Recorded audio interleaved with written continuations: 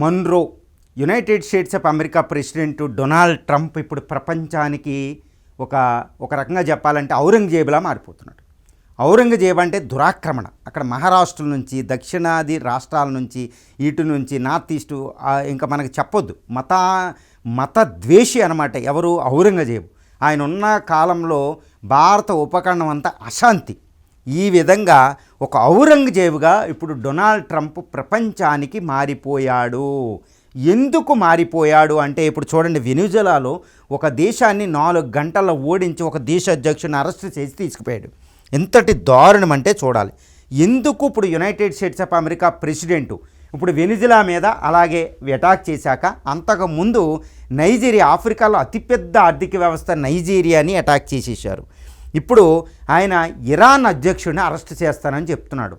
ఏంటి అంటే ప్రపంచానికి ఒక ఔరంగజేబు, ఒక డిక్టేటర్లా తయారైపోయాడు డొనాల్డ్ ట్రంప్ ఇప్పుడు.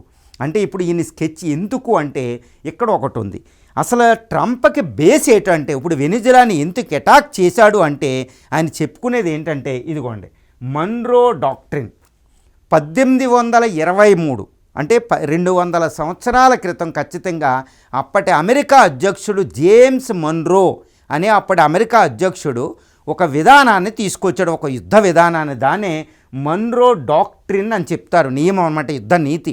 ఆ మన్రో డాక్ట్రిన్ ప్రకారం ఈ ప్రపంచ పటంలో దక్షిణ అమెరికా, ఉత్తర అమెరికా, ఈ 2 అమెరికాల్లో ప్రపంచంలో అమెరికాయే ఉండాలి. అమెరికా వేరే పవర్ ఇక్కడ రావడానికి వీల్లేదు. యూరోపియన్ పవర్స్ మీది మీకే, మాది మాకే, మా స్పీర్ ఆఫ్ ఇన్ఫ్లుయెన్స్, ఈ గీత దాటి మీరు రావద్దని ఒక గీత గీసేశారు. అంటే ఉత్తర దక్షిణ అమెరికాల్లో ఇంకా ఏ దేశం రావడానికి లేదు. ఇది మా అమెరికా ఆధిపత్యం, మా అమెరికాదే, ఎవ్వరూ రావడానికి లేదని చేశాడు. ఇప్పుడు డొనాల్డ్ ట్రంప్ అధికారంలోకి రెండవసారి అధికారంలోకి వచ్చిన తర్వాత తన నేషనల్ సెక్యూరిటీ స్ట్రాటజీ నవంబర్ 2025లో నేషనల్ సెక్యూరిటీ స్ట్రాటజీని ఎన్ఎస్ఎస్ని రిలీజ్ చేశారు. అందులో డొనాల్డ్ ట్రంప్ మళ్ళా 1823లో 200 సంవత్సరాల క్రితం అప్పుడు అమెరికా అధ్యక్షుడు ప్రయోగించిన మన్రో డాక్ట్రిన్ విధానాన్ని మళ్ళీ ఆయన తెరపైకి తెచ్చేశాడు. అంటే ఏంటి, ఉత్తర దక్షిణ అమెరికాలు మావే, ఇక్కడ ఎవ్వడో కూడా అమెరికాను కాదు అని ఉండడానికి లేదు. అందుకని వెనిజులా అధ్యక్షుని అరెస్ట్ చేసి న్యూయార్క్ తీసిపోవడం జరిగింది. డ్రగ్స్ వంక అంటే డ్రగ్స్ అనేది ఒక వంక. వెనిజులాలో ఆయిల్ రీసోర్సెస్, వెనిజులాలో అమెరికా వ్యతిరేక ప్రభుత్వం ఉండకూడదు. దీంతో పాటు United States of America president ఏం చేస్తున్నారంటే ఈ నేషనల్ సెక్యూరిటీ స్ట్రాటజీ ఇందులో క్లియర్గా చెప్పేశారు ఆయన. అమెరికా ఆధిపత్యం, America first, America great again అని ఆయన చెప్తూ ఉంటారు, మనకు తెలుసు. ఇందులో ఆయన ఒక పాలసీ కూడా తెచ్చేశాడు, యుద్ధ విధానాన్ని తెచ్చేశాడు. ఇంకా ఉత్తర దక్షిణ అమెరికాల్లో ప్రపంచంలో ఏ పవర్, రష్యా చైనాలు అక్కడ రావడానికి లేదు. అక్కడ చైనాని అక్కడ బంధించేస్తాను, ఇండియా హెల్ప్ తీసుకుని రష్యాతో శాంతి వచ్చేసి చైనా మీద దృష్టి పెడతాను, చైనా రష్యాని విడదీస్తాను, చైనా ఇండియాల మధ్య యుద్ధం తెస్తాను, లేకపోతే రెండిట్లు విడదీస్తాను, డివైడ్ అండ్ రూల్. ప్రపంచంలో మళ్ళీ అమెరికా గ్రేట్ అగైన్, కల్చరల్ డామినెన్స్గా, సాంస్కృతికంగా కూడా డామినేట్ చేయాలి, ఇండియా అమెరికాకి తిరిగి ఉండకూడదని ఇందులో చెప్పేశాడు. దీన్ని ఇప్పుడు ఆయన అమలు పరుస్తున్నాడు. ఎంతటి మన్రో డాక్ట్రిన్ అనమాట. దీనిలో భాగమే వెనిజులాలో ఆయిల్ని ఆక్రమణ చేయడం. ఈ మన్రో డాక్ట్రిన్ ప్రకారం ఎంతటి దారుణం అంటేనండి, మన్రో డాక్ట్రిను మనకి ప్రపంచంలో ఎలా ఉంటుందంటే, మన్రో డాక్ట్రిను అమలుపరచడం వల్ల ఇదిగోండి ఇది అనమాట, గత 1900 సంవత్సరం అంటే గత 100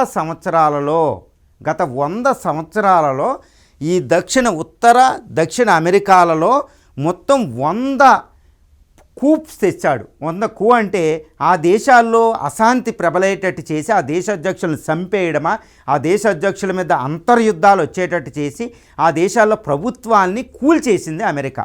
దానికి సిఐఏ, సెంట్రల్ ఇన్వెస్టిగేషన్ ఏజెన్సీ, సిఐఏని ఉపయోగించిందనమాట యునైటెడ్ స్టేట్స్ ఆఫ్ అమెరికా. ఇదంతా మనకు కనిపిస్తున్నది చూడండి, ఎంతటి దారుణం అంటే అతిపెద్ద బ్రెజిల్లో కూడా ఒక పెద్ద అంతర్యుద్ధాన్ని తెప్పించింది. వెనిజులాలో కూడా 2002లో తెప్పించింది, ఈ గ్రెనేడాలో తెప్పించింది, డొమినికన్ రిపబ్లిక్లో 1965, పోర్టోరికో 1950, హైతీ, తర్వాత క్యూబాలో 1961 చూసుకోండి, గైటమేలాలో, తర్వాత పనామా ఒక దేశ అధ్యక్షుడిని ముందు కూడా అరెస్ట్ చేశారు 1990లో. 1965లో అయితే బ్రెజిల్లోనే అతిపెద్ద దేశం బ్రెజిల్ అనమాట, బ్రిక్స్లో కూడా ఉంటుంది. దాంట్లోనే అంతర్యుద్ధం చేసి ఒక్కళ్ళు కూడా రాజకీయ సుస్థిరత అనేది ఉండదు. అంటే ఈ ప్రాంతాల్లో అమెరికా వ్యతిరేక ప్రభుత్వం ఉండకూడదు, శక్తివంతంగా ఏ ప్రభుత్వం ఉండకూడదు. అమెరికాతో పప్పెట్టుగా ఉండాలి. అమెరికా ఏం చెప్తే అది వినాలి, లేదా గవర్నమెంట్ ఉండదనమాట. ఎవరిని ఉండకుండా చేసేస్తా, అంతం చేస్తుంది. అదే సిఐఏ ఆపరేషన్స్ అండి. అదే మనకి మన్రో డాక్ట్రిన్ ప్రకారం చెప్తుందనమాట. ఇది సిఐఏ ఆపరేషన్స్. ఏ దేశంలో కూడా ఏ ఒక్క దేశాన్ని కూడా అది వదలలేదు. ఇప్పుడు వెనిజులా అనేది ఈ ప్రకారం చూస్తే పెద్ద విచిత్రమేమీ కాదనమాట. తర్వాత డొనాల్డ్ ట్రంప్ ఇంకా ముందుకెళ్ళిపోయారు. ఈ డొనాల్డ్ ట్రంప్ ఏం చెప్తున్నారు అంటే ఇక ఈ సిఐఏని ఉపయోగిస్తున్నారు. డొనాల్డ్ ట్రంప్ రెండోసారి అధికారంలోకి వచ్చి ప్రమాణ స్వీకారానికి కొన్ని రోజుల ముందే ఆయన కెనడాని హెచ్చరించాడు. ఏమైనా గుర్తుంది కదండి, కెనడాని ఒక అతిపెద్ద, అంటే ప్రపంచంలో రెండవ అతిపెద్ద భూభాగం ఉన్న కెనడా అమెరికా సంయుక్త రాష్ట్రాల్లో 51వ రాష్ట్రంగా అయిపో అని ట్రంప్ హెచ్చరించడం మనకు గుర్తుంటుంది. తర్వాత మెక్సికో, ఇదే దక్షిణ అమెరికాలో మెక్సికో మీద 51% టారిఫ్లు విధించాడు, గుర్తుపెట్టుకోవాలి. బ్రెజిల్ మీద 51% టారిఫ్లు విధించడం మనం చూస్తున్నాం. ఇది డొనాల్డ్ ట్రంప్ చేసేది అతిపెద్ద విషయం అండి, అది మన్రో డాక్ట్రిన్. ఇప్పుడు ఈయన ఈ మన్రో డాక్ట్రిన్ ప్రపంచవ్యాప్తంగా విస్తరించాడు. ఇటు ఇరాను, ఇటు వెనుజులా, ఇటు నైజీరియా, ఇటు ఇరాన్ విషయంలో, ఇటు ఇండియా విషయంలో టారిఫ్లు విధించి ప్రపంచాన్ని ఆర్థికంగా, రాజకీయంగా, కల్చరల్గా చేయడమే ఈ నేషనల్ సెక్యూరిటీ స్ట్రాటజీ. ఇది ఔరంగజేబ్ విధానం, ఇది మన్రో విధానాన్ని ప్రపంచానికి అప్లై చేస్తున్నాడు. ఇప్పుడు United States of America one of the biggest power in the ప్రపంచంలోనే. మరి $1,000 బిలియన్ డిఫెన్స్ బడ్జెట్ ఉండి, డాలర్ డామినెన్స్ ఉండి, ఇంత సిఐఏ చేతిలో ఉండి, ఇంత పవర్ఫుల్ నేత ఒక డిక్టేటర్లా మారితే ఎలా ఉంటుందో దాని పరిణామాలు ఈరోజు ప్రపంచంలో మనం చూస్తున్నాం. మరి దీన్ని ఎలా తట్టుకోవాలి అంటే ఒక్కటి గుర్తుపెట్టుకోవాలి, ఇండియా, చైనా, రష్యా, అదేవిధంగా బ్రెజిల్, దక్షిణ అమెరికా, బ్రిక్స్ దేశాలు ఒక్కటిగా ఉంటే, తమ మధ్యలో ఉన్న చిత్తుత్వాన్ని అన్నీ పక్కన పెట్టగలిగితేనే యునైటెడ్ స్టేట్స్ ఆఫ్ అమెరికాని అడ్డుకోగలుగుతాం. లేదా ఈ ట్రంప్ నేషనల్ సెక్యూరిటీ స్ట్రాటజీ ఇంకా 3 సంవత్సరాల అధికారంలో ఉండబోతున్నాడు ఆయన. మరి 3 సంవత్సరాలు ఎన్ని దేశాలని నాశనం చేస్తాడు. ఇండియా మీద దీని ప్రభావం ఎలా ఉంటుంది అంటే, ఇప్పుడు ట్రంప్ తీసుకున్న ఔరంగజేబ్ విధానం, డిక్టేటర్షిప్ విధానం ఇండియాకు ఒక గొడ్డలి పెట్టండి. చైనా, రష్యాలను పక్కన పెడితే మన ఇండియాలో మోడీని టార్గెట్ చేస్తున్నారు. ఇండియా ఆర్థిక అభివృద్ధిలో మొదటి స్థానంలో ఉంది. 2047 నాటికి అమెరికాని కొట్టబోతుంది. నేషనల్ సెక్యూరిటీ స్ట్రాటజీ ప్రకారం అమెరికాను దాటి ఏ దేశం ఉండకూడదు. మరి 2047-50లకి అమెరికాని దాటి భారతదేశం వెళ్ళబోతుంది. ఈ విషయం అందరికీ తెలుసు. కాబట్టి అన్నీ నోమురా, స్టాండర్డ్ అండ్ ప్యూర్, అన్నీ OECD, IMF, IBRD, world bank అన్నీ చెప్తున్నాయి ముక్తసరిగా. ఏమని? India is going to surpass the United States of America by 2047. మరి ఇండియా దాటబోతుంది అమెరికాని కేవలం 24-25 సంవత్సరాలు. అంటే అమెరికా ఊరుకుంటుంది. అందుకని ఇండియాని టార్గెట్ చేస్తున్నాడు ట్రంప్. ఏది? చైనాని మన మీదకి రెచ్చగొట్టడం, టారిఫ్స్ విధించడం, మనకి పెట్టుబడులు లేకుండా చేయడం, అక్కడ అసీం మున్నీర్ని రెచ్చగొట్టి పాకిస్తాన్ రెచ్చగొట్టడం, యుద్ధాలు తెప్పించడం. ఇది డొనాల్డ్ ట్రంప్ చేసేది. కాబట్టి నేషనల్ సెక్యూరిటీ స్ట్రాటజీ అనేది ఇండియాకి చాలా డేంజరు. కాబట్టి ఇండియా ఏం చేయాలి అంటే చాలా జాగ్రత్తగా తన యొక్క సెక్యూరిటీని పెంచుకోవాలి. అంటే అమెరికాను కొట్టగలిగే సూర్య మిసైలు, అదేవిధంగా K6 అనేది సబ్మెరీన్ బేస్డ్ మిసైల్ తెస్తే వాషింగ్టన్, న్యూయార్క్ని మనం కొట్టగలుగుతాం. సూర్య మిసైల్ అమెరికాని సర్వనాశనం చేయగలిగిద్ది. ఇప్పుడున్న 180 అణ్వాయుధాలు కాదండి, 1000 దాకా అణ్వాయుధాలు పెంచుకోవాలి చైనాలాగా. మనకంత సత్తా మనకు ఉంది. తర్వాత బ్లూ వాటర్ నేవీని పెంచుకోవాలి, ఇంకా న్యూక్లియర్ అటాకింగ్ సబ్మెరైన్స్ని పెంచుకోవాలి.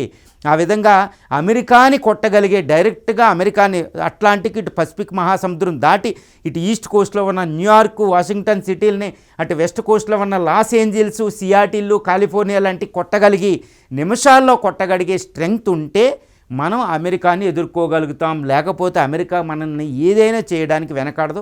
మనం వ్యూహాత్మకంగా ఉండాలి, ఆర్థిక అభివృద్ధి మీద దృష్టి పెట్టాలి. సో ఈరోజు ప్రపంచానికి ఔరంగజేబులా తయారైన డొనాల్డ్ ట్రంప్ను ఆపడం అంటే అంత ఈజీ కాదు. మరి ఇండియా ఏ విధంగా వ్యూహం పన్నుతుందనేది మనం మాట్లాడుకుందాం.